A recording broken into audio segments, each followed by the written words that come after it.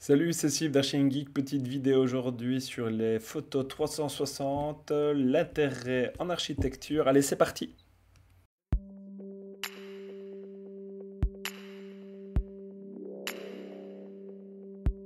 Donc, il y a peu, j'ai investi dans une caméra 360 sur base justement d'un conseil d'un confrère architecte. Où en gros, effectivement, ça peut être utile sur chantier ou en expertise d'avoir effectivement ce type d'objectif. Aussi, le fait de pouvoir l'accrocher à une perche est assez pratique pour faire des photos qui ne sont pas accessibles à hauteur d'homme sans nécessairement utiliser un drone. Et donc ici, par exemple, en tout cas pour le côté vraiment architecture, l'exemple type, c'est au moment de tout ce qui est conduite ou câbles électriques qui vont se trouver noyés dans la chape et qu'on n'aura plus le tracé exact. Et donc c'est toujours bien d'avoir un reportage photographique, mais ça arrive quand on veut faire un reportage photographique, ben, on a une photo vue du haut, un peu à gauche, mais il nous manque pile poil un endroit, c'est du vécu à titre personnel, où on se dit on a pourtant mitraillé, mais il manque des photos.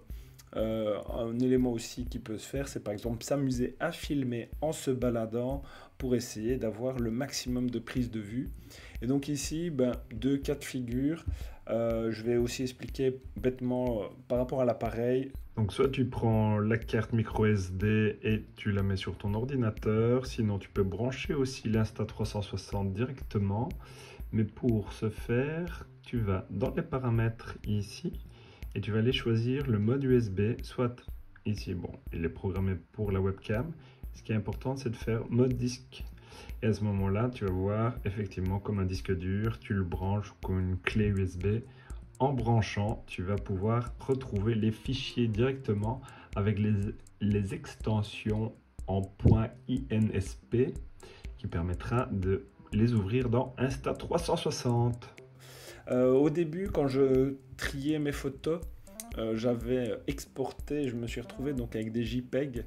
Donc par défaut, le souci, c'est qu'on va avoir la déformation donc, du JPEG qui va créer le panoramique donc en écrasant le 360. Donc ça, voilà, je vous laisse montrer en l'état ce que ça donne. Donc pas vraiment exploitable et agréable à regarder.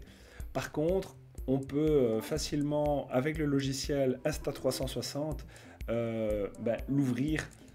Et donc, ici, ben, par exemple, voilà, je vais cliquer dessus. Par défaut, effectivement, mes vues 360 degrés s'ouvrent avec Insta360. Et donc, lui va reconnaître que c'est une image en 360.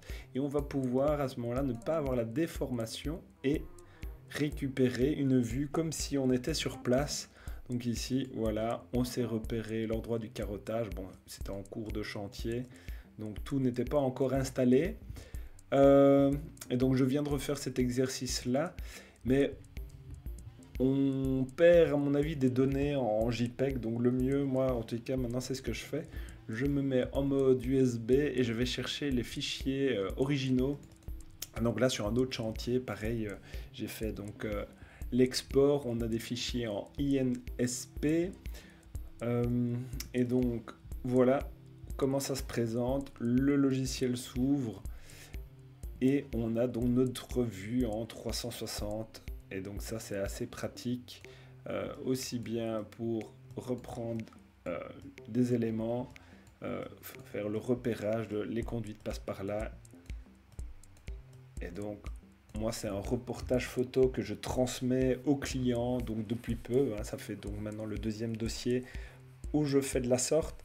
Et ça permet, voilà, d'avoir un reportage photo assez exhaustif et où on se dira pas, ben mince, j'ai une photo de tel endroit, mais je n'ai pas, en gros, au sol ou au plafond, tel élément.